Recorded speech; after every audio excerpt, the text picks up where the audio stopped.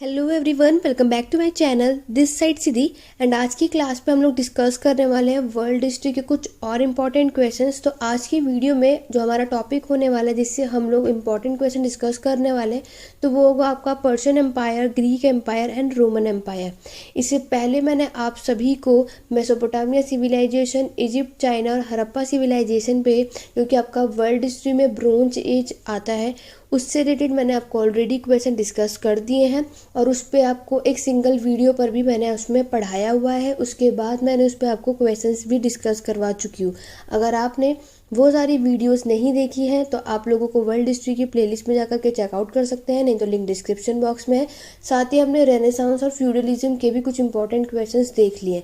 आज का जो टॉपिक है हमारे वर्ल्ड हिस्ट्री का वो होगा पर्शियन, ग्रीक और रोमन एम्पायर। यहाँ से भी आपके एग्जाम में मैक्सिमम क्वेश्चन पूछे जाते हैं। इसके टॉपिक मैंने आपको नहीं पढ़ाए हैं, लेकिन आज की वीडियो में मैं इनसे रिलेटेड क्वेश्चंस लेकर आई हूँ।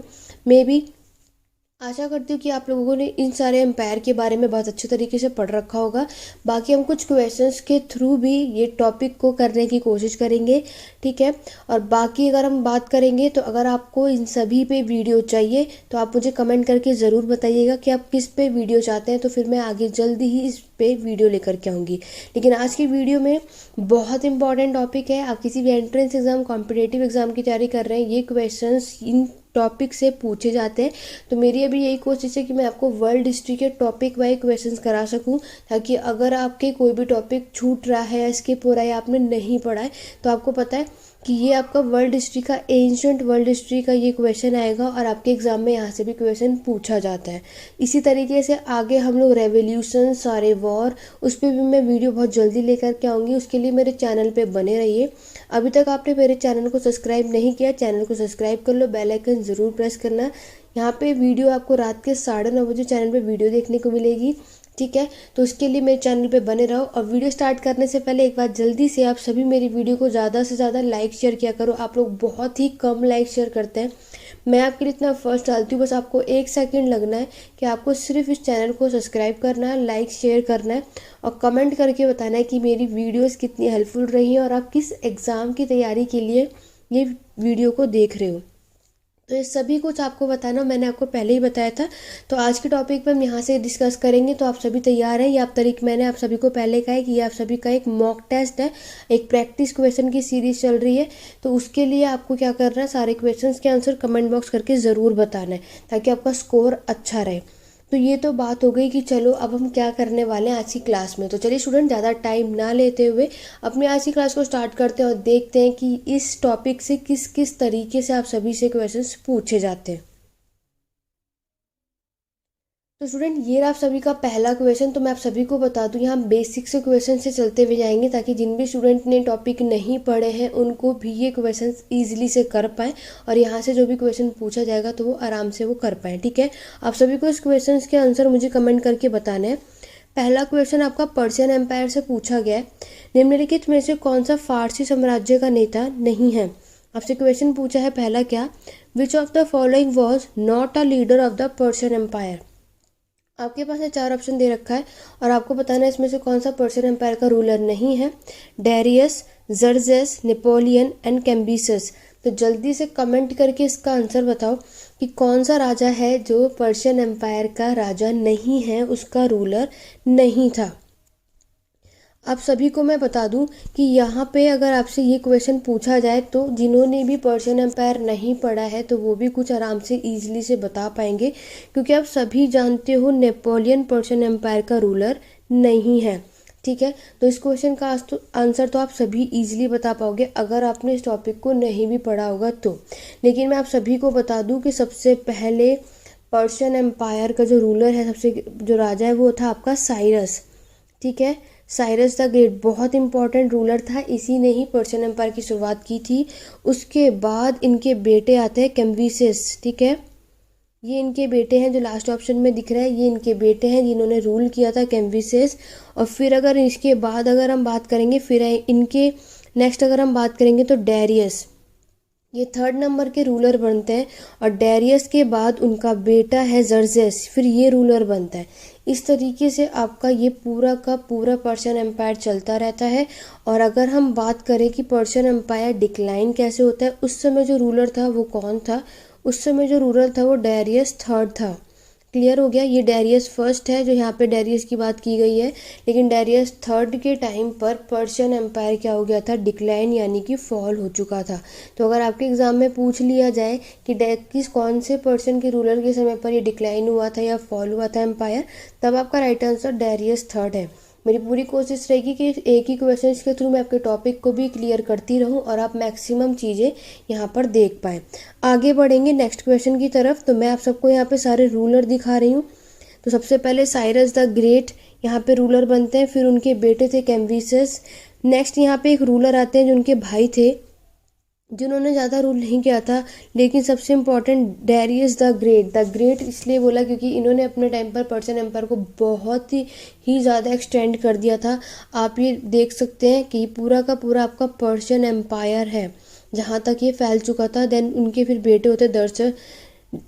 लास्ट आपने देखा कि डेरियस थर्ड है, जब अलेक्जेंडर द ग्रेट ने कॉन्कर करा था, ठीक है, उसी टाइम पर जो आपका पर्शियन एम्पायर ख़त्म होता है, तो वो कौन था? आपका डेरियस थर्ड। अगर आपसे एग्जाम में ये पूछेगा तो याद रखना कि उस समय रूलर डेरियस थर्ड था, जो मैंने अभी आपको पहले भी बता दिया था। तो आप लोग चाहो तो उसका स्क्रीनशॉट ले सकते हो, लेकिन अगर हम बात करें तो एग्ज़ाम पॉइंट ऑफ व्यू से सिर्फ ये 3 रूलर या फिर 4 याद रखो, लास्ट के इतने आपको याद रखने हैं। बाकी आप इसका स्क्रीनशॉट ले सकते हैं कि। और एक बात और बता दूं कि पर्शियन एम्पायर को एक्मेडियन डायनेस्टी भी बोला जाता है। ये 2 नाम हैं। तो अगर आपके एग्जाम में पर्शियन एम्पायर लिखा हो या एक्मेडियन डायनेस्टी लिखा हो, दोनों एक ही चीज़ है, इसको ये भी बुलाया जाता था। क्लियर हो गया? अगर आपको ये सारी चीज़ें समझनी है और आप चाहते हो कि इस पर वीडियो लेकर के आए, तो ज़्यादा से ज़्यादा कमेंट करो और वीडियो को लाइक शेयर करो, तभी हम इस टॉपिक को आगे लेकर के आएंगे। बाकी अभी एग्ज़ाम बहुत पास में है, तो मेरी कोशिश है कि मैं मैक्सिमम टॉपिक्स के क्वेश्चंस आप सबको करा दूं। जब ये क्वेश्चंस होते रहेंगे तो वही बीच बीच में हम टॉपिक्स को डिस्कस भी करते रहेंगे। क्लियर हो गया? चलिए आगे बढ़ते हैं। ये तो हमने सारे रूलर देख लिए। नेक्स्ट क्वेश्चन आप सभी से पूछा है कि पारसी धर्म फारसी साम्राज्य के दौरान स्थापित एक धर्म है, इसकी मुख्यतः मान्यता क्या थी? तो आपको बताना है। जोरास्ट्रियनिज्म एक रिलीजन है, ये फाउंड हुआ था पर्शियन एम्पायर में, क्योंकि आप सभी जानते हैं कि हर एक इनका भी एक धर्म होता है, हर एक रिलीजन होता है। तो यहाँ पे जब इनका ये रिलीजन था तो इनका ये किस में बिलीव करते थे? तो मैं आपको बता दूं, पर्शियन एम्पायर आपका जोराइज्म और आपके बुद्धिज़्म, ये दोनों रूलर यहाँ ये दोनों रिलीजन पे लोग बिलीव करते थे, जो आप लोग पढ़ने को देखते ही हो। लेकिन यहाँ पे पूछा है कि जो आपका पारसी धर्म है, ये फारसी साम्राज्य का, ये किसके दौरान ये किस में बिलीव करता है, ये किसको मानता है? एक ईश्वर में विश्वास, कई देवताओं में विश्वास रखते हैं, कर्म और पुनर्जन्म में विश्वास रखते हैं, या फिर 2 विरोधी ताकतों यानी कि अच्छे और बुरे में विश्वास रखते हैं? तो जल्दी से बताइए कि ये रिलीजन, ये जो धर्म है, ये किस में मानता था, ये क्या चीज़ थी? क्योंकि आप लोगों ने पूरे हिस्ट्री में बहुत से रिलीजन होते हैं, तो सबका अपना अपना बिलीव होता है कि वो किस में मानते हैं। अगर मैं बात करूं आपके पारसी धर्म की, तो ये बिलीव करते थे, बिलीव इन वन गॉड, ठीक है, एक ईश्वर में विश्वास रखते थे ये लोग। तो इस क्वेश्चन का राइट आंसर होगा आपका ऑप्शन नंबर ए। मैं आप सभी को नेक्स्ट स्लाइड पे दिखा देती हूँ रिलीजन के बारे में। तो ये देख सकते हो, ये रहे आपके। तो पारसी क्या मानते कि एक ही ईश्वर है, जिसे अहुरा मजदा यानी कि बुद्धिमान भगवान कहा जाता है। ये भी एग्जाम में क्वेश्चन पूछा जा सकता है, बहुत इंपॉर्टेंट है। तो मैं आपको जो क्वेश्चंस के बाद भी चीज़ें बता रही हूँ, उसको बहुत अच्छे से नोट डाउन कर लो। अगर आपको कुछ नया सीखने को मिल रहा है और आपको लग रहा है आपने इसे कहीं नहीं पढ़ा है, मैं आपसे एक बार नहीं, हर वीडियो में यही बात कहती हूँ कि अगर आपने इस क्वेश्चंस को देख रहे हो, कुछ नया पता लग रहा है, तो उसको नोट डाउन ज़रूर करो, ताकि आपको कुछ नया भी जो भी सीखने को मिल रहा है आप उसको रिविज़न कर सको, और क्या पता यहाँ से क्वेश्चन आपके एग्जाम में आपको देखने को मिल जाए। तो याद रखना, ये बिलीव करते थे इन वन गॉड में, जिसको अहुर मजदा कहा जाता है। आपके एग्जाम में ये चीज़ें भी पूछी जा सकती हैं। और उसने दुनिया की रचना की थी। पारसी लोग अग्निस्पासक नहीं है, जैसे कि कुछ पश्चिम लोग गलत मानते हैं। पारसी मानते कि तत्व शुद्ध है और वह आग भगवान के प्रकाश या ज्ञान का प्रतिनिधित्व करती है। ठीक है, तो ये फायर को रिप्रेजेंट करते हैं एज अ गॉड, लाइट और विजडम। तो ये सारी चीज़ें भी आपको लिखनी है या पता होनी चाहिए, स्टेटमेंट वाइज भी क्वेश्चन आए तो आप इसको ईजिली से कर पाए। चलिए आगे बढ़ेंगे अपने नेक्स्ट क्वेश्चन की तरफ। पहले हम पर्शियन के क्वेश्चंस करेंगे, फिर ग्रीक, देन फिर रोमन। ऐसी तरीके से हमारे ये क्वेश्चंस चलते रहेंगे। आगे अगर हम बात करते हैं तो फारसी साम्राज्य में फारसी युद्धों के में ग्रीक शहर राज्यों के खिलाफ लड़ाई का क्या नतीजा रहा, क्या परिणाम रहा था।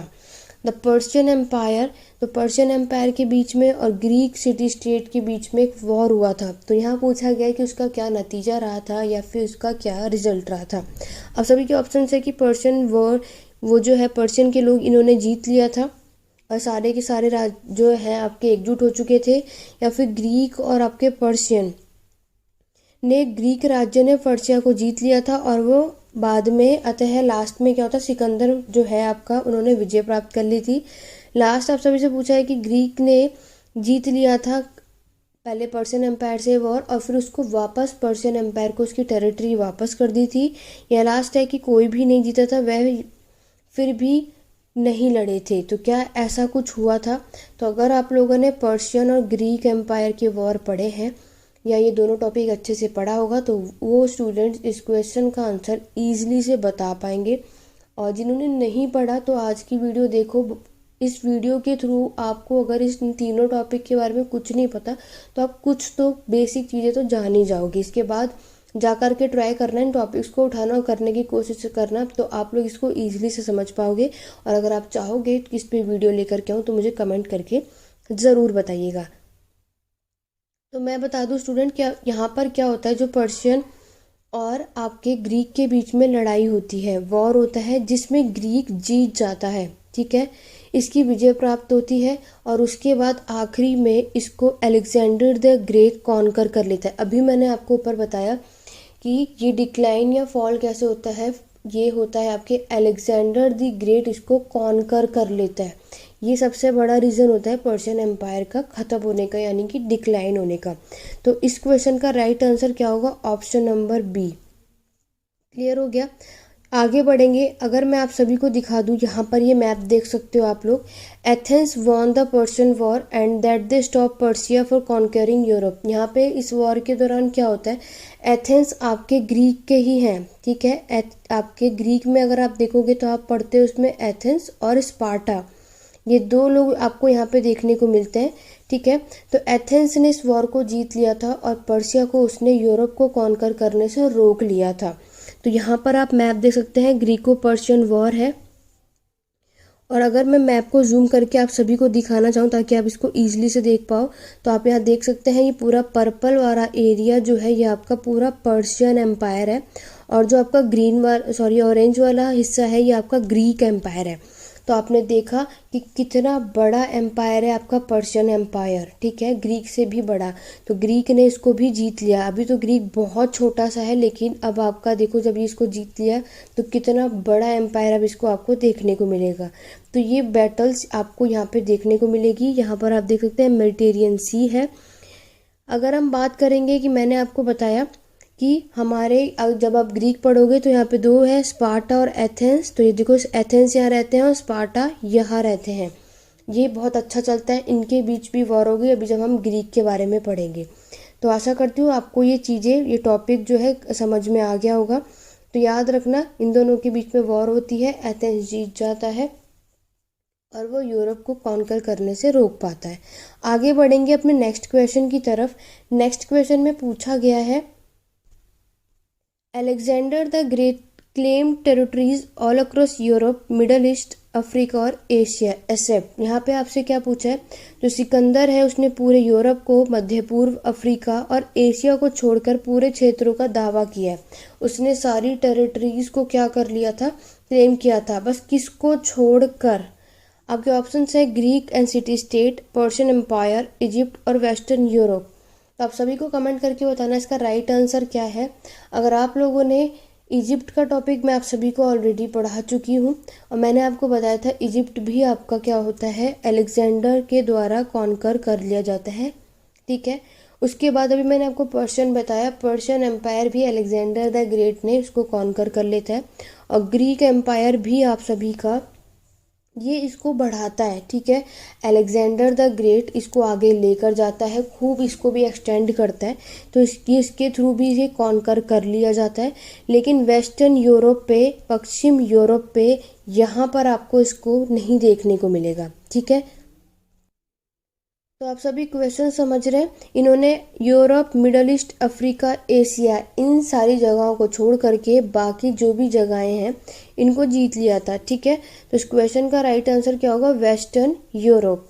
आगे बढ़ेंगे, आप सभी को मैं दिखा देती हूँ नेक्स्ट स्लाइड पर, ताकि आप सभी को चीज़ें अच्छी तरीके से समझ में और क्लियर हो जाए। तो यहाँ पर आप देख सकते हैं कि अलेक्जेंडर द ग्रेट ये एक मैकेडोनियन किंग है। इन्होंने कॉन्कर कर लिया था आपके ईस्ट मेडिटेरियन इजिप्ट को, ईस्ट मेडिटेरियन वाला हिस्सा आपका, और आपके इजिप्ट, मिडल ईस्ट और आपके एशिया के पार्ट को, ठीक है, बहुत ही कम समय पर। तो आप यहाँ पे देख लो, लेकिन आप यहाँ पे मैप भी देख सकते हो। मैं आप सभी को मैप के अकॉर्डिंग पूरी ये चीज़ें समझा देती हूँ, मैं जूम कर देती हूँ ताकि आपको चीज़ें क्लियर हो। आप इस मैप में जितना भी ये येलो वाला एरिया देखा है, ये अलेक्जेंडर द ग्रेट यानी कि सिकंदर ने यहाँ पे विजय प्राप्त कर ली थी, और इसने कितना बड़ा यहाँ पे एक्सपेंशन या एक्सटेंशन कर दिया था। तो आप लोग देख सकते हो, उसने मैसिडोनिया से शुरुआत की थी और यहाँ से करते करते उसने हर जगह को जीत लिया, ठीक है। मैकेडोनिया, एशिया माइनर, ये रहा आपका Egypt, Babylonia, Mesopotamia, Assyrian, media, Persian, bacteria, ऐसे करते करते आपके इंदस रिवर तक ये पहुंच चुका था। और आप सभी को पता है यहाँ पर एक बैटल होता है पोरस और अलेक्जेंडर के बीच में, ये बात आप सभी जानते हो। तो पोरस और अलेक्जेंडर के बीच में ये वॉर होता है, जिसे आप बैटल ऑफ हाइडिपिसिस के नाम से जानते हो, जिसमें विजय प्राप्त आपकी किसकी होती है? अलेक्जेंडर द ग्रेट की होती है। यहाँ पे पोरस हार जाता है, बहुत स्ट्रगल करता है, ये भी बहुत मेहनत करता है, पूरी ताकत लगाता है, लेकिन ये फिर भी हार जाता है। तो यहाँ पर अगर हम पूरी आपकी एंशियंट हिस्ट्री की बात करें, पूरे आपके प्राचीन इतिहास की बात करें, तो अलेक्जेंडर जितना बड़ा एम्पायर किसी का भी नहीं था, ये आप सभी को याद रखना है, ठीक है। तो अलेक्जेंडर द ग्रेट पूरे प्राचीन इतिहास में, पूरे प्राचीन भारत में आपको देखने को मिलेगा कि ये पूरा का पूरा सबसे बड़ा एम्पायर अलेक्जेंडर द ग्रेट का था।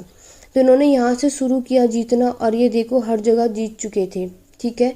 उसके बाद आप यहाँ देख सकते हो, ये यहाँ तक आते हैं, लेकिन इसके बाद क्या होता है? जब ये इस समय यहाँ पर आते हैं, उसके बाद आगे अगर हम बात करें, लास्ट हमारे इंडिया में नंद डायनेस्टी थी जब रूल कर रही थी, ठीक है। नंद डायनेस्टी जब रूल कर रही थी, उसी समय यहाँ पे जो आपके अलेक्जेंडर द ग्रेट के जो सोल्जर्स थे, जो उनके और भी ग्रुप थे, उन लोगों ने मना कर दिया था कि अब हम आगे और लड़ाई नहीं करेंगे, क्योंकि अब हम बहुत दूर आ चुके हैं। आप लोग देख सकते हो, यह मैसिडोनिया से शुरू करा था और करते करते इन्होंने कितना बड़ा एक्सटेंशन करा। तो इन्होंने बोला अब हम बहुत दूर आ चुके हैं, अब हम और लड़ाई हम नहीं कर सकते, अब हमें अपने घर वापस जाना है, ठीक है। तो यही रीज़न था। फिर अलेक्जेंडर यहाँ से वापस चला जाता है, और उस दौरान हमारे भारत में, इंडिया में नंद डायनेस्टी का रूल चल रहा था, वो आखिरी था। उसके बाद अलेक्जेंडर वापस जाता है, और जब वो वापस जाता है यहाँ से, और ये पहुँचता है आपके कहाँ? बेबीलोनिया में, जबकि मेसोपोटामिया सिविलाइजेशन में आती है। जब वो यहाँ तक ही पहुँच पाता है तो उसकी डेथ हो जाती है, उसको फीवर हो जाता है, ठीक है। और अलेक्जेंडर द ग्रेट यहाँ पे ख़त्म हो जाते हैं बेबीलोनिया में। 321 का टाइम पीरियड है, आप सभी को पता है। तो ये लास्ट होता है जब अलेक्जेंडर की मौत हो जाती है, और अलेक्जेंडर का यहीं पे काम ख़त्म हो जाता है। तो देखो इन्होंने कितना एक्सटेंशन करा, और एरो से आप लोग समझ सकते हो जो ये वापस आ रहे हैं, ठीक है। तो ये सिर्फ वापस आपके बेबीलोनिया तक ही पहुंच पाए थे, उसके बाद उनकी मृत्यु हो जाती है। तो ये था पूरा आपका अलेक्जेंडर द ग्रेट के बारे में। मैसिडोनिया से शुरू करा, और देखो कितना बड़ा एम्पायर बना लिया था, ठीक है। बाकी अगर हम जब इस टॉपिक पे हम कभी पढ़ेंगे, क्लास लेंगे, तब मैं आपको और अच्छे तरीके से कराऊंगी, क्योंकि वीडियो बहुत ही ज़्यादा लंबी हो रही है, मैं बहुत से और भी क्वेश्चंस करने हैं। आशा करती हूँ आप सभी को ये पॉइंट क्लियर हो गया होगा। अगर आपको यहाँ तक चीज़ें क्लियर हो गई तो जल्दी से कमेंट करके यस लिखो, नहीं तो एक थम्स अप का स्टिकर सेंड कर दिए आप सभी कि आपको ये सारी चीज़ें क्लियर हो गई। और अब आगे बढ़ेंगे अपने नेक्स्ट क्वेश्चन की तरफ। उससे पहले यहाँ पे आपको कुछ और भी दिखा देती हूँ। इसका नतीजा क्या होता है कि अलेक्जेंडर की जो नीतियाँ हैं, उसकी जो पॉलिसीज़ हैं, इसके यहाँ पर आपको एक वाइब्रेंट एक न्यू कल्चर इमर्ज होता है, ग्रीक को हेलेनिक। अलेक्जेंडर के बाद का जो पीरियड होता है हमारे वर्ल्ड हिस्ट्री में स्टूडेंट, उसको हेलेनिक पीरियड कहा जाता है, याद रखना, ये भी एग्ज़ाम में पूछा जाता है। ठीक है, अलेक्जेंडर का जो बाद का टाइम पीरियड होता है उसको हेलेनिक पीरियड कहा जाता है। जैसे हम लोग stone age, copper age, bronze age पढ़ते हैं, उसी तरीके से अलेक्जेंडर द ग्रेट के बाद का टाइम पीरियड को हेलेनिक पीरियड कहा जाता है। इसमें अगर हम देखेंगे तो यहाँ पर आपके जो कल्चर देखेंगे, इजिप्ट, पर्शियन और आपके इंडियन पे इसका प्रभाव पड़ता है। ठीक है, और इन सम्मिश्रण के हेलेनिक संस्कृति का रूप से जाना जाना लगा। उसके बाद मैंने आपको क्या बताया कि यही ये इस कल्चर को, अलेक्जेंडर द ग्रेट के बाद के टाइम पीरियड को हेलेनिक पीरियड के नाम से जाना जाता है। ये याद रखना है एग्जाम पॉइंट ऑफ व्यू से। आगे बढ़ेंगे अपने नेक्स्ट क्वेश्चन की तरफ। नेक्स्ट क्वेश्चन में पूछा गया है what is a city state police, जिसको पोलिस बोला जाता है। सिटी विद नो बॉर्डर, बिना सीमा वाला शहर है। सिटी विद नो लॉ, बिना कानून वाला शहर था। सिटी विद नो गवर्नमेंट, बिना सरकार वाला शहर है। या फिर city with its own government and law, या अपनी सरकार और कानून वाला शहर था। तो आप सभी जानते हैं जो ग्रीक एम्पायर हम सभी पढ़ते हैं तो हमें पता है कि उसको क्या बोला जाता है, उसको बोला जाता है सिटी स्टेट। तो यही सिटी स्टेट इसको बोला जाता है। तो यही चीज़ आपसे यहाँ पे पूछी जा रही है कि सिटी स्टेट का मतलब क्या होता है, जिसको हम पॉलिस के नाम से भी जानते हैं। अगर आपने ग्रीक एम्पायर बहुत अच्छे तरीके से पढ़ा है तो ये क्वेश्चंस भी आपको पता होने चाहिए। ठीक है, तो ये हमें पता है कि ग्रीक एम्पायर हमारा सिटी स्टेट कहलाता है। तो सिटी स्टेट का मतलब क्या होता है, यहाँ पर वो होता है कि जिसकी अपनी सरकार और अपने कानून होते हैं। ठीक है, इस क्वेश्चन का राइट आंसर डी है। तो ये चीज़ आपको ज़रूर पता होना चाहिए, क्योंकि आगे जब भी हम इस टॉपिक को करेंगे या पढ़ेंगे तो सिटी स्टेट का मतलब आप सभी को पता होना चाहिए। जैसे अब सिटी मतलब आप सभी को पता है, विलेज मतलब आप सभी को पता होता है। ठीक है, लेकिन अगर हम बात करते हैं आपकी सिटी स्टेट की, जिसको पॉलिस भी कहा जाता है, तो इसका मतलब क्या होता है, वो शहर जिसकी खुद की सरकार और खुद के कानून होते हैं। क्लियर हो गया। तो इस क्वेश्चन का राइट आंसर आपको ऑप्शन नंबर डी होगा। इससे रिलेटेड भी आप सभी को मैं थोड़ा सा बता देती हूँ, ताकि अगर आप लोगों ने इस टॉपिक इन कॉन्सेप्ट को नहीं पढ़ा है तो भी आपको ये चीज़ें समझ में आ जाए। तो मैंने आप सभी को क्या बताया कि एंशंट ग्रीक एक सिंगल कंट्री नहीं थी एम्पायर, ये एक सिंगल गवर्नमेंट आपकी यहाँ पे आपको देखने को मिलेगी जो बनाती है आपकी सिटी स्टेट। ठीक है, यहाँ पे आपको बहुत नंबर ऑफ सिटी स्टेट देखने को मिलते हैं। और अगर हम बात करेंगे तो हर ईच सिटी स्टेट बहुत ही पावरफुल सिटी है, और आपकी जो सिटी है वो रूल करती है लैंड पे और उसके आसपास के एरिया पे। तो जो ग्रीक नेम है वो आपका सिटी स्टेट, उसे पॉलिस बोला जाता है। एग्जाम में ये भी पूछा जा सकता है, तो पॉलिस वर्ड आपको याद रखना है, इसको बिल्कुल भी स्किप मत करना। आगे अगर हम बात करेंगे तो ईच सिटी स्टेट और polis had its own government. मैंने आपको बताया हर एक आपके सिटी स्टेट की खुद की गवर्नमेंट होती है। कुछ शहर राज्य राजाओं के उत्तराचारियों द्वारा शासित राजतंत्र था, और अन्य परिषद में कुछ शक्तिशाली पुरुषों द्वारा शासित कुलीन वर्ग थे। ठीक है, कहीं पर आपको देखने को मिलेगा कि कहीं पे रूल आपके किंग कर रहे हैं और कहीं पे आपके ओलिगार्की यानी कि आपके पृष्ठ रूल कर रहे हैं। ये दो चीज़ें आपको देखने को मिलती हैं, ये चीज़ें आपको याद रहनी चाहिए। क्लियर हो गया। उसके बाद इन्होंने बोला the city of Athens invented the government of democracy. अगर आप एथेंस और स्पार्टा, इसमें जो दो ग्रुप होते हैं, तो एथेंस में आपको डेमोक्रेसी की गवर्नमेंट दिखाई देगी, और ये बहुत सालों तक यहाँ पर कई वर्षों तक लोगों द्वारा यहाँ पे रूल किया गया था। यहाँ तक क्लियर हो गया। फिर मैंने आप सभी को बताया यहाँ पे दो पावरफुल सिटी स्टेट आपको ग्रीक एम्पायर में देखने को मिलते हैं, तो ये दोनों नाम आपको याद होने चाहिए, एथेंस और स्पार्टा। ठीक है, तो ये एंशंट ग्रीक के सबसे इम्पॉर्टेंट और सबसे इन्फ्लुएंशियल सिटी स्टेट थे एंशंट ग्रीक के, एथेंस और स्पार्टा। एक वीडियो मैंने एथेंस और स्पार्टा पे बनाई भी है, ग्रीक एम्पायर की स्लेव की कंडीशन, आपको वो वीडियो जाके ज़रूर देखनी चाहिए। ठीक है, और अगर जो भी मैं यहाँ पे इग्नू की भी आपको टॉपिक वाइज कुछ भी डालती हूँ स्टूडेंट, तो वो वीडियो आप सभी के लिए हेल्पफुल है। ये सिर्फ इग्नू के स्टूडेंट के लिए ही नहीं होता इम्पॉर्टेंट, उसमें भी मैं जो भी वीडियो इग्नू के स्टूडेंट के लिए बना रही हूँ वो टॉपिक आपके लिए भी इम्पॉर्टेंट है, वहाँ से भी क्वेश्चंस आप सभी से पूछे जाते हैं। हिस्ट्री का टॉपिक चेंज नहीं हो जाएगा, ठीक है, टॉपिक वही रहते हैं, बस एग्ज़ाम की बात होती है। तो इग्नू बहुत अच्छा सोर्स है, तो मैं आपको वहाँ से भी रिलेटेड जो भी टॉपिक करा रही हूँ वो सारी वीडियो देख लो, एग्ज़ाम में क्वेश्चन वहाँ से भी देखने को मिलते हैं। क्लियर हो गया? तो ये तो बात कर ली हमने पूरे एंशिएंट ग्रीक की, और अब आपको ये चीज़ें समझ में आ गई। अब हमने समझ लिया, अब इससे रिलेटेड का जल्दी से इस क्वेश्चन का आंसर आप सब मुझे कमेंट करके देंगे अगर आप मेरी बातों को बहुत ध्यान से सुन रहे हैं। आपको ग्रीक के 2 सबसे महत्वपूर्ण शहर राज्य कौन से थे वो बताना है। What were the 2 most important city state of Greek? Athens और रोम, स्पार्टा और पर्शियन, एथेंस और स्पार्टा, या रोम और पर्शियन। अभी मैंने आपको बताया एंशिएंट ग्रीक के जो 2 सबसे इम्पॉर्टेंट सिटी स्टेट थे वो था आपका एथेंस और स्पार्टा। ये 2 ग्रुप आपको यहाँ पे देखने को मिलते हैं। इस क्वेश्चन का राइट आंसर क्या होगा? आपका ऑप्शन नंबर सी, ठीक है। ये बेसिक चीज़ भी मैं इसलिए करा रही हूँ क्योंकि बहुत से स्टूडेंट को ये चीज़ भी नहीं पता होगी, उन्होंने टॉपिक नहीं पढ़ा होगा। बाकी जिन्होंने पढ़ा है वो बहुत अच्छी बात है, आप सभी की रिवीजन हो जाएगी, इसीलिए मैं इन क्वेश्चंस को साथ में आपको कराते जा रही हूँ ताकि आपकी रिवीजन हो जाए। आइए एक नज़र हम मैप पर भी डालते हैं ग्रीक एम्पायर की। तो ग्रीक एम्पायर की अगर मैं बात करूँ तो ये आपके 2500 साल के पहले की बात है। यहाँ पे 2 सिटी स्टेट आपको देखने को मिलते हैं, एथेंस और स्पार्टा। एथेंस का याद रखना, एथेंस आपका एक डेमोक्रेटिक है और स्पार्टा यहाँ पे रूल होता है बाय सेलेक्ट फ्यू। यहाँ पर आप बातों को समझ सकते हैं, एग्जाम में पूछा जाएगा। एथेंस में एक ओपन सोसाइटी है बट स्पार्टा आपकी क्लोज्ड है, ये दोनों एक तरीके की अपोजिट है। क्लियर हो गया? और अगर हम आगे बात करेंगे, क्योंकि मैंने आप सभी को बताया था कि स्पार्टा के लोग बहुत ही परेशान रहते थे, अत्याचार करते थे उस पर, प्रेजेंट की कंडीशन बिल्कुल अच्छी नहीं थी, स्लेव की कंडीशन भी नहीं। बट एथेंस में ऐसा कुछ नहीं था, वहाँ पे फ्री थे, उतनी परेशानियाँ नहीं थी, ठीक है। तो यहाँ पर आप देख सकते हैं स्पार्टा में कुछ ही आपको चुनिंदा लोगों का शासन देखने को मिलता है। अगर हम मैप को जूम करके दिखाएंगे तो आप लोग यहाँ पे देख सकते हो। अभी मैंने आप सभी को बताया था ये आपका ग्रीक एम्पायर, यहाँ पे स्पार्टा रहते थे और यहाँ पे एथेंस, ठीक है।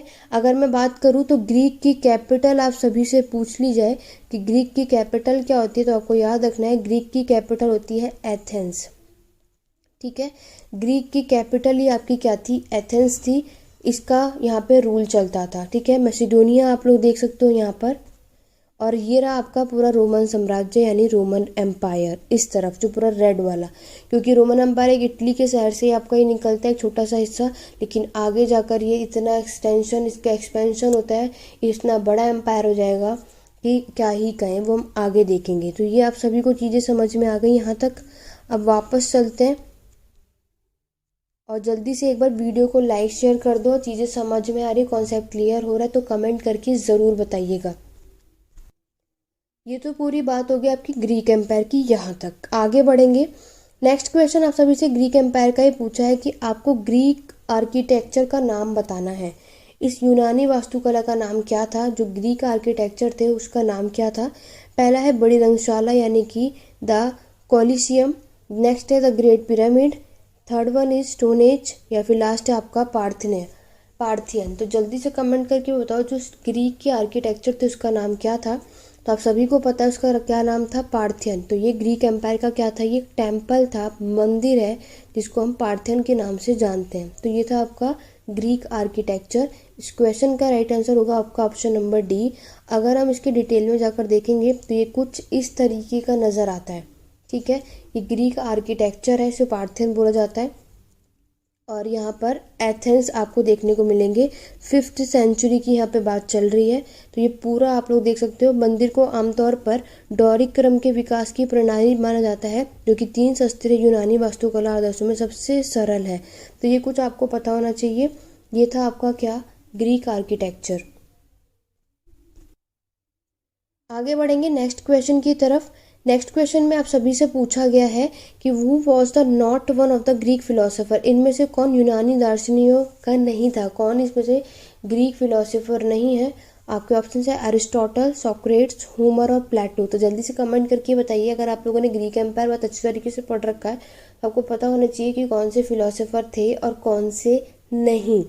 तो अगर हम बात करते हैं ग्रीक फिलोसोफर की तो आपको अरस्तु यानी एरिस्टोटल, सोक्रेट्स और प्लेटो, ये तीनों ही आपके ग्रीक फिलोसोफर हैं, बट यहाँ पे ऑप्शन जो करेक्ट होगा वो होगा सी, होमर। क्योंकि आपके क्वेश्चन में नॉट पूछा है, नहीं पूछा, तो आप सभी को पता होना चाहिए कि क्वेश्चन में क्या पूछ रहा है।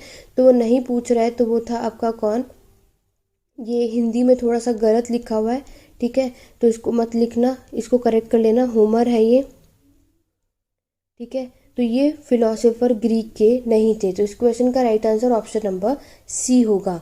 आगे बढ़ेंगे, आपको सारे फिलोसोफर के यहाँ पे नाम दिखा दे रही हूँ, और सबसे ज़्यादा जो इम्पोर्टेंट है वो ये तीन ही है, और इनके टाइम पीरियड याद कर लो। सबसे पहले सोक्रेट्स आपके ग्रीक फिलोसोफर है, प्लेटो, एरिस्टोटल, ये तीन सबसे मोस्ट इंपॉर्टेंट है एग्जाम पॉइंट ऑफ व्यू से। जब मैं आप सभी को, और ये सब ऐसे तो ये सारे इंपॉर्टेंट हैं, लेकिन ये तीन सबसे ज़्यादा आता है। पाइथागोरस, इसकी इन आपको पता है, मैथमेटिशियन में आपको ये देखने को मिलता है, पाइथागोरम थ्योरम यहीं से आपको देखने को मिलती है। तो ये सारी चीज़ें जब मैं आपको ग्रीक एम्पायर के जब टॉपिक पढ़ाऊंगी तो डिटेल में कराऊंगी, लेकिन अभी आपको ये याद रखने हैं, ये सारे के सारे क्या थे, आपके ग्रीक फिलोसोफर। एग्ज़ाम में यहाँ से भी क्वेश्चन पूछे जाते हैं, और आप लोगों से टाइम पीरियड भी पूछा जाएगा, तो इसीलिए आपको टाइम पीरियड भी याद होना चाहिए, ठीक है। तो ये लिखे हैं टाइम पीरियड, आप लोग इसको लिख लेना, याद भी कर लेना एग्जाम पॉइंट ऑफ व्यू से। चलिए आगे बढ़ेंगे नेक्स्ट क्वेश्चन की तरफ। नेक्स्ट क्वेश्चन, ये तो अभी तक हम लोगों ने कर लिया आपके ग्रीक और पर्शियन से क्वेश्चन। नेक्स्ट हम बात करेंगे आपके किसकी, रोमन एम्पायर से। बहुत ही अच्छा और इम्पॉर्टेंट क्वेश्चन है। सीजर के मरने जाने के बाद इनमें से किस व्यक्ति ने शासन को संभाला था? विच of the following people took over the rule after the seizure was killed? आपके ऑप्शन नीरू ने, मरकस ऑलियस ने, ऑक्टेवियन ने, या अलेक्जेंडर द ग्रेट ने। तो जब सीजर की मृत्यु हो जाती है, जब वो मर जाता है, तो उसके बाद जो शासन संभाला था वो कौन थे? तो वो थे आपके ऑक्टेवियन। तो इस क्वेश्चन का राइट आंसर होगा आपका ऑप्शन नंबर सी। बहुत ही अच्छा और इम्पॉर्टेंट है। मैं इस पर जल्दी ही वीडियो आपके एग्ज़ाम से पहले मैं पूरी कोशिश करूँगी कि मैं इन तीनों टॉपिक्स पे वीडियो जल्दी लेकर के आ सकूँ, और यहाँ से ताकि आपसे कुछ भी क्वेश्चन पूछा जाए तो आप उसको कर पाओ। आगे बढ़ने से पहले जो भी मेरे चैनल पे फर्स्ट टाइम आया है, मेरी वीडियो को फर्स्ट टाइम देख रहा है, चैनल को सब्सक्राइब कर लीजिए। टेलीग्राम चैनल का लिंक डिस्क्रिप्शन बॉक्स में मिल जाएगा। आप इन दो टेलीग्राम के चैनल है, आपको उन दोनों को ज्वाइन करना है। एक में आपके डाउट और क्वेरी, आपको कुछ भी पूछना है तो वहाँ पे ग्रुप बना हुआ है, आप उसको ज़रूर ज्वाइन कीजिए। और दूसरे टेलीग्राम चैनल पे जब भी चैनल पे वीडियो आती है उसका लिंक शेयर किया जाता है। क्विज़ भी चलते हैं, और जो भी हिस्ट्री से रिलेटेड इंपॉर्टेंट फैक्ट्स और प्रीवियस ईयर क्वेश्चंस पेपर, वो सब के सब आपको इन टेलीग्राम चैनल पे देखने को मिल जाएगा। तो इसीलिए जिन्होंने ज्वाइन नहीं करा है, जल्दी से जाके टेलीग्राम चैनल को ज्वाइन करो। और अभी तक आप सभी ने कितना स्कोर किया वो सब मुझे कमेंट करके ज़रूर बताइएगा, और मैं आशा करती हूँ कि मैक्सिमम स्टूडेंट्स इसमें पार्टिसिपेट करो। आप मेरी वीडियो कभी भी किसी भी टाइम पर देखो, लेकिन आपको हर एक क्वेश्चन का आंसर बताना ज़रूरी है। आगे मैं बहुत जल्द, जैसे कि हमारे एग्ज़ाम पास आएंगे, तो मैं आपके मॉक टेस्ट बहुत जल्दी लेकर के आने वाली हूँ। जैसे आपके एग्ज़ाम में, किसी एग्ज़ाम में 100 क्वेश्चन, किसी एग्ज़ाम में 120 क्वेश्चन, किसी एग्ज़ाम में 150 क्वेश्चंस पूछे जाते हैं। तो मैं इसी तरीके का आपका टेस्ट मैं यहाँ पे तैयार करने वाली हूँ, ताकि आप लोग उसके कैसा स्कोर रहेगा वो सब, अगर आप चाहते हो इन सब पे मैं वीडियो लेकर के आऊँ, जिसमें आपको एंशिएंट, मेडिएवल, मॉडर्न वर्ल्ड चारों टॉपिक से क्वेश्चंस देखने को मिलेंगे। तो उसके लिए आपको चैनल पे बने रहना है। ज़्यादा से ज़्यादा आपको, ये मैं अभी प्रैक्टिस करा रही हूँ, क्योंकि टेस्ट लेने से पहले आपकी प्रैक्टिस होनी बहुत ज़रूरी है। तो मेरी कोशिश है कि मैं पहले आपके सारे टॉपिक से रिलेटेड प्रैक्टिस करा दूँ कि आपने सारे टॉपिक पढ़े हैं, तो यहाँ से कोई क्वेश्चन आएंगे, आगे बहुत और अच्छे क्वेश्चन आने वाले हैं। तो सीरीज़ में बने रहो, जुड़े रहो, क्योंकि आगे बहुत अच्छे टॉपिक्स और क्वेश्चन आने वाले हैं, जिससे आप सभी की प्रैक्टिस भी अच्छी होगी और आइडिया भी बहुत अच्छा लग जाएगा कि अगर इस तरीके से क्वेश्चन आपके एग्ज़ाम में आ जाएंगे। ये तो अभी बहुत सिंपल क्वेश्चंस हैं यहाँ के, क्योंकि ये मैंने बेसिक क्वेश्चन आज की वीडियो में इसलिए रखा है ताकि जिन भी स्टूडेंट ने इस टॉपिक को बिल्कुल भी नहीं पढ़ा है, तो मैं उनको इस टॉपिक के थ्रू कुछ बेसिक नॉलेज या स्टार्टअप कर दूँ कि हाँ, इसमें क्या चीज़ें आपको देखने को मिलती हैं। क्लियर हो गया? तो बने रहो, बहुत हेल्पफुल होने वाली है। बाकी पिछली वीडियोस भी देख सकते हो, मैराथन मैंने चलाई थी, बहुत से क्वेश्चंस उन्हें भी करो। लास्ट जो भी एग्ज़ाम हुए थे एंट्रेंस एग्ज़ाम में, बहुत से स्टूडेंट ने क्लियर किया उन मैराथन क्वेश्चन टेस्ट सीरीज़ को देखते हुए। आपको भी अगर अच्छा पार्टिसिपेट करोगे तो स्कोर अच्छा करना चाहते हो, तो उन्हीं स्टूडेंट की तरह सारे क्वेश्चंस के जवाब दो। बेशक यहाँ गलत होंगे, लेकिन आपको सीखने को मिलेगा, आपकी प्रैक्टिस बहुत अच्छी होने वाली है। और मैंने अगर बोला, अगर आपने ये क्वेश्चन आप सभी के लिए नया है, आप लोग सीख रहे हो, इसको नोट डाउन करो, ताकि एग्ज़ाम जब आए तो आप ये सब आपके रिवीजन के समय पर काम आने वाला है, ठीक है। और आप लोग अगर मेरी बातें मानेंगे, उस तरीके से काम करोगे तो बहुत अच्छा स्कोर आप सभी करने वाले हो। ठीक है, चलिए यहाँ तक हो गया हमारा, आगे बढ़ते हैं। मैं ये आपको डिस्कस कर देती हूँ क्योंकि मैं कोशिश है कि अगर आपने टॉपिक नहीं भी पढ़ा है तो भी आप इस क्वेश्चंस के अलावा मैं आपको बातें बता पाऊँ। रोमन एम्पायर हमारा जो स्टार्ट होता है वो 27 BC से स्टार्ट होता है। ठीक है, when Augustus became the sole ruler of Rome. Augustus आप देखोगे ये सबसे पहले रोमन तक, ये पहला क्या था, सोल एकमात्र रूलर था रोमन एम्पायर का।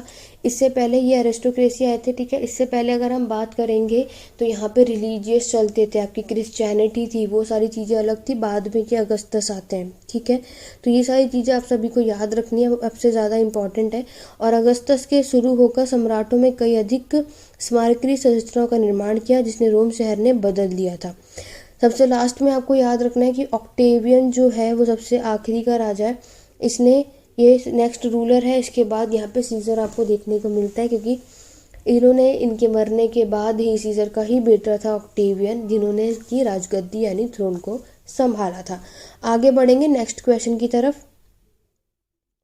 नेक्स्ट क्वेश्चन में पूछा गया है, the emperor who made Christianity the official religion in the Roman empire was.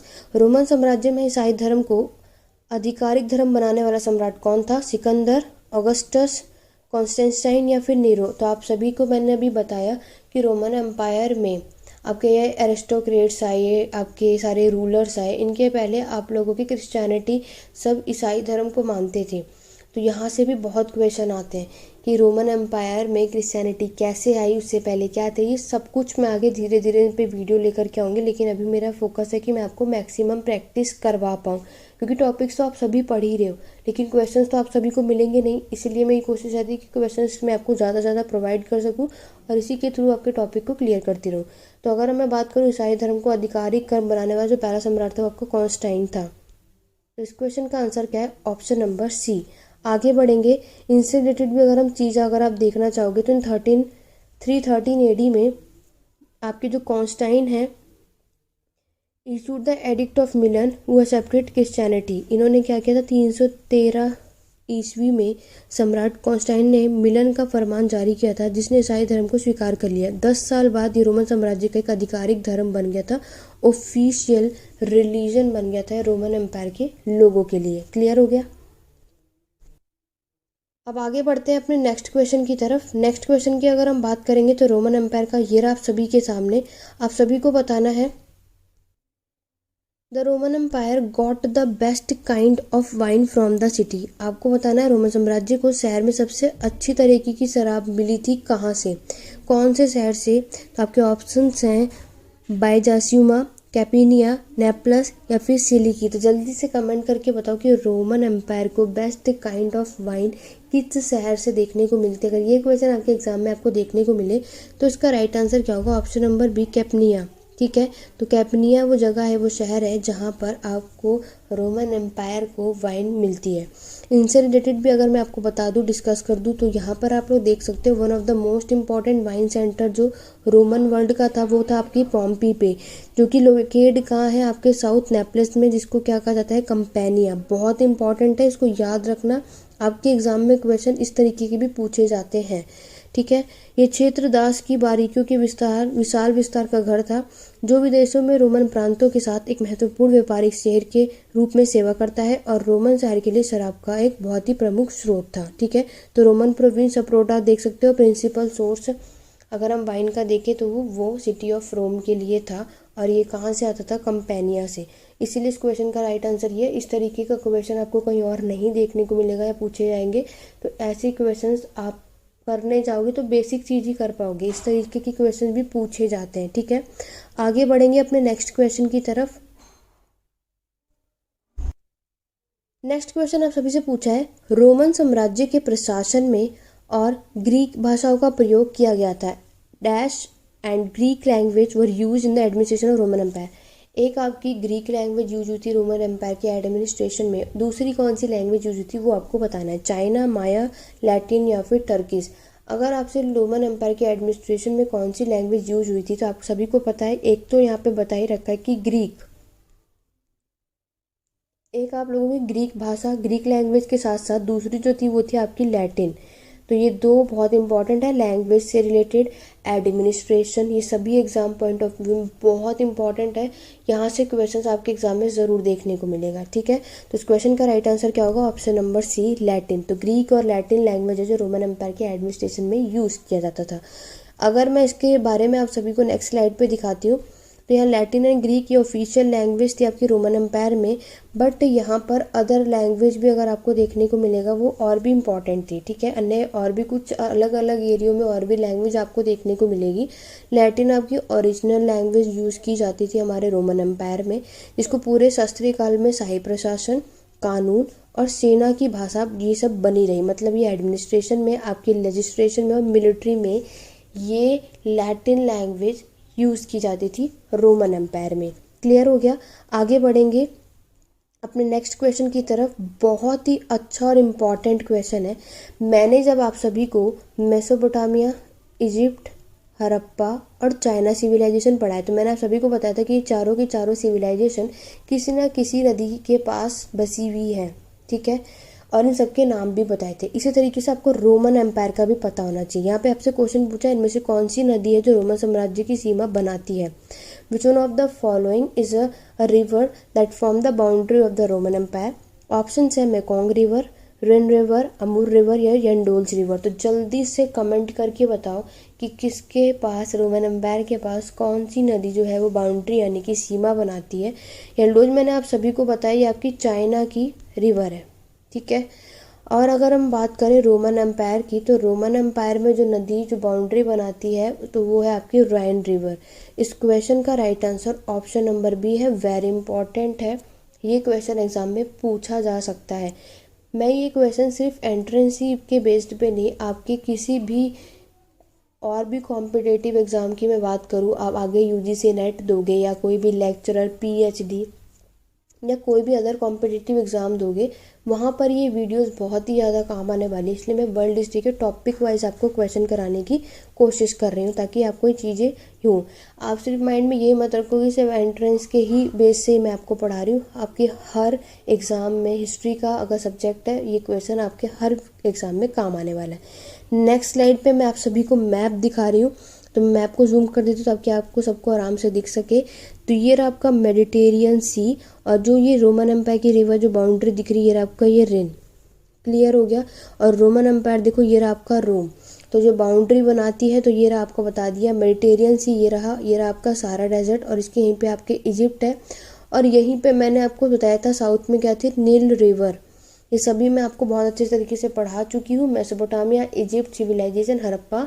आपने वीडियोस नहीं देखी हैं तो जाकर देखिए, वर्ल्ड हिस्ट्री की प्लेलिस्ट में जाकर मिल जाएगा, नहीं तो लिंक डिस्क्रिप्शन बॉक्स में। आगे बढ़ेंगे नेक्स्ट क्वेश्चन की तरफ। वीडियो लंबी हो सकती है, लेकिन एक ही क्लास में आप बहुत कुछ सीख कर जाने वाले हो। टाइम ज़रूर दो, क्योंकि अगर आपने अभी टाइम नहीं दिया तो आप ज़्यादा स्कोर नहीं कर पाओगे। ज़्यादा से ज़्यादा प्रैक्टिस की ज़रूरत पड़ती है। बहुत से स्टूडेंट यहीं पर फंसते कि मैम टॉपिक हमने कर लिया, अच्छे तरीके से पढ़ लिया, लेकिन जब क्वेश्चन सामने आता तुम कंफ्यूज हो जाते हैं। तो गलतियाँ आपकी कहाँ होती है कि आप प्रैक्टिस कम करते हो, मॉक टेस्ट कम लगाते हो। तो ये मैं प्रैक्टिस सीरीज क्यों चला रही हूँ, मेरे क्वेश्चन बताने से पहले आपको उसका आंसर कमेंट बॉक्स में बताना है। नहीं तो आप एक पेन कॉपी लेकर बैठो, आप उसमें लिख लो, फिर आप चेकआउट करो कि आप मेरे आंसर बताने से पहले क्या आपने उनको बता पाए, या बता पाए तो आपने उससे क्या सीखा। इस तरीके से अगर आप इस क्लासेस को, ये नहीं कि आप आए, वीडियो देखा और चले गए, फिर वो चीज़ें आपको याद नहीं रहेंगी। जब तक हम कोई क्वेश्चन अटैम्प्ट नहीं करते, अगर वो गलत होगा तो आपको याद रहेगा कि हाँ यार, उस टाइम हमने ये क्वेश्चन किया था तो मुझसे गलती हो गई थी, लेकिन आज मुझे इसका आंसर पता है। लेकिन अगर आप सिर्फ आओगे, वीडियो देखोगे और चले जाओगे, तो फिर आपको कुछ याद नहीं होने वाला। फिर आपको ये याद ही नहीं आएगा कि जो मैंने इस वीडियो में ये क्वेश्चन करवाया भी था या नहीं। तो इसीलिए मैं आपसे बार बार कह रही हूँ, एक बार नहीं, ये सीरीज़ मैं नहीं चाहती तो नहीं चलाती, कोई भी टॉपिक आपको पढ़ाती रहती। लेकिन मुझको ये टॉपिक आप सभी पढ़ रहे हैं, बुक आप सभी के पास है, ठीक है। क्वेश्चंस आप सभी के लिए नहीं है, प्रैक्टिस करने के लिए चीज़ें भी आपके पास उतनी बुक्स नहीं है, इसीलिए क्वेश्चंस की सीरीज़ मैं आप सभी के लिए ला रही हूँ। आप सब लोगों का सपोर्ट भी चाहिए, इसलिए मैं आपसे ये रिक्वेस्ट करूँगी, ज़्यादा से ज़्यादा लाइक शेयर करो। क्वेश्चंस ढूंढ के लाने में, उसको करने में बहुत समय लगता है, लेकिन मैं चाहती हूँ कि मैं अपनी तरफ से बेस्ट दूँ और आप सबका स्कोर अच्छा आ सके। तो उसके लिए बस आपको 1 सेकंड लगना है मेरे को सपोर्ट करने के लिए। ज़्यादा से ज़्यादा लाइक शेयर करो, सब्सक्राइब करो और पार्टिसिपेट करो। अगर लाइक शेयर नहीं करना मत करो, लेकिन हर एक क्वेश्चन का आंसर कमेंट करके ज़रूर बताओ। पूरा कमेंट बॉक्स पढ़ दो, कुछ नहीं जाएगा आप सभी का। बार बार कह रही हूँ, आप लोग आते हैं, वीडियो देखते हैं और चले जाते हैं। वीडियो के एंड में एक होमवर्क का क्वेश्चन होता है, अभी तक कुछ ही स्टूडेंट यहाँ पे उसका रिप्लाई करते हैं। आगे मैं उम्मीद रखूँगी कि मैक्सिमम स्टूडेंट जितने भी मेरे वीडियोस इस चैनल पे देख रहे हैं वो सभी मुझे उसका आंसर कमेंट करके ज़रूर बताएंगे। जो भी स्टूडेंट सीरियस है, जो चाहता है अपना अच्छा स्कोर करना, वो पार्टिसिपेट इसमें ज़रूर करेगा।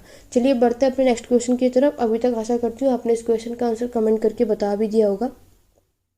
सेंट ऑगस्टाइन उत्तर अफ्रीका शहर के बिशप थे।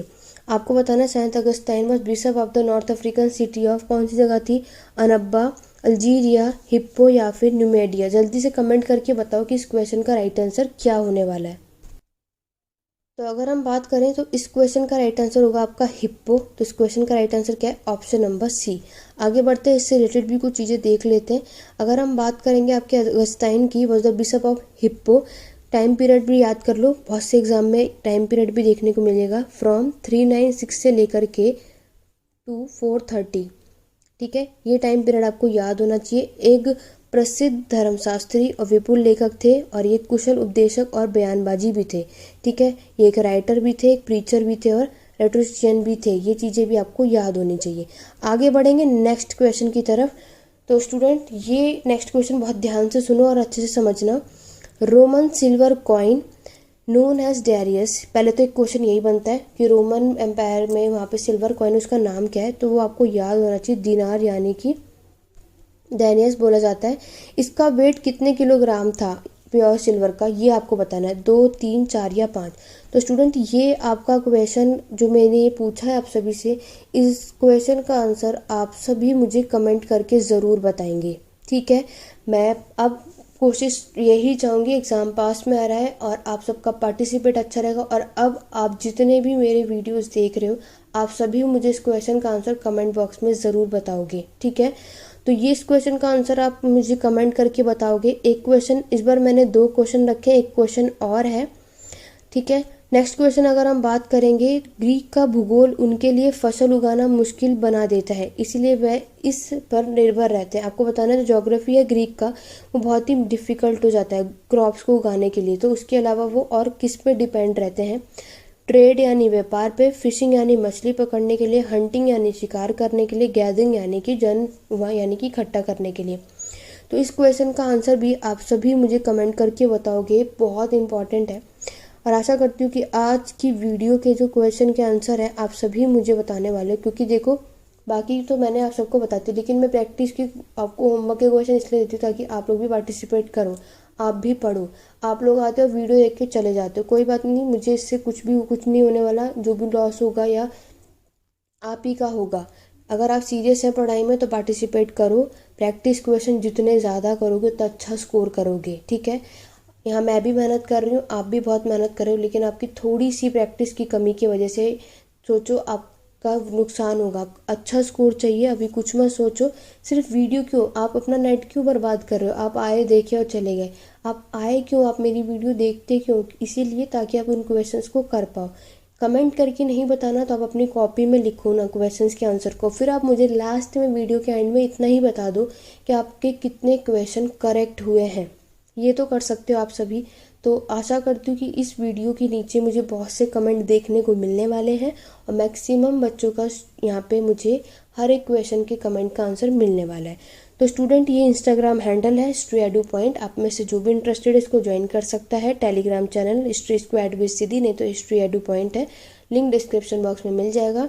कोई भी डाउट है, कोई भी क्वेरी है, ईमेल आईडी आप सभी को सब कुछ डिस्क्रिप्शन में है। व्हाट्सअप नंबर भी है, जिसको भी ऑनलाइन पेड क्लासेस लेनी है किसी भी हिस्ट्री के एग्ज़ाम के लिए तो वहाँ पे आप अपडेट पूछ सकते हैं, बाकी की इन्फॉर्मेशन वहाँ मिल जाएगी। आज की वीडियो कैसी लगी कमेंट करके ज़रूर बताइएगा। और जो भी मेरी वीडियो को फर्स्ट टाइम देख रहा है, आशा करता हूँ सबको ये वीडियो पसंद आई होगी और हेल्पफुल रही होगी। तो बने रहिए, आगे आगे बहुत सी ऐसी इंपॉर्टेंट वीडियोज़ आपको चैनल पर देखने को मिलने वाली है। तो चलिए स्टूडेंट, आशा करती हूँ आज की क्लास कैसी लगी मुझे कमेंट करके ज़रूर बताइएगा। तो वीडियो को लाइक शेयर कमेंट करना बिल्कुल मत भूलना। अभी तक सब्सक्राइब नहीं किया, जल्दी से सब्सक्राइब कर लो, टेलीग्राम चैनल को ज्वाइन कर लो और स्कोर ज़रूर बताइएगा कि आप सभी का कैसा रहा। तो चलिए स्टूडेंट, आज की वीडियो में बस इतना ही। मिलते हैं अपनी नेक्स्ट वीडियो में। Thank you for watching.